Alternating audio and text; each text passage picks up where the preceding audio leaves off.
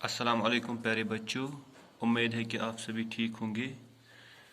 کل ہم نے سبق حمد پورا کیا، آج ہم اس کے سوالات لکھیں گے۔ اور پہلا سوال ہے مختصر جواب لکھیے، یعنی ہمیں چھوٹا چھوٹا کر کے جواب لکھنا ہے، مختصر لکٹ لکٹ جواب سے لکھو نیوتا آتا ہے مناسب آسو تھی۔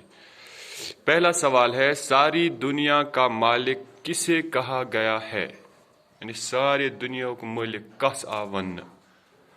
اس کا جواب ہے ساری دنیا کا مالک اللہ میاں کو کہا گیا ہے، یعنی ساری دنیا کو مالک آ ون حضرت اللہ جل جلالہ۔ دوسرا سوال ہے جگت کی ناؤ کھینے والا کون ہے؟ یعنی دنیا چلاون وول، دنیا کو نظام چلاون وول کم چھ؟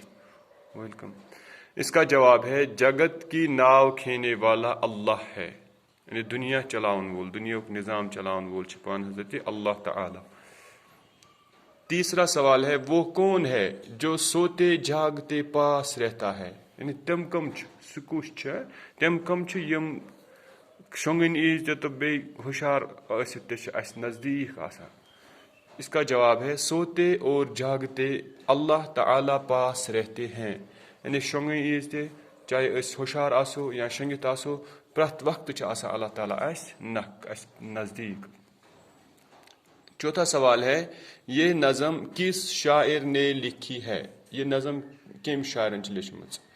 اس کا جواب ہے یہ نظم شاعر الطاف حسین حالی نے لکھی ہے، یعنی اس نظم حمد چھ یہ چھ لیچھمژ الطاف حسین حالین۔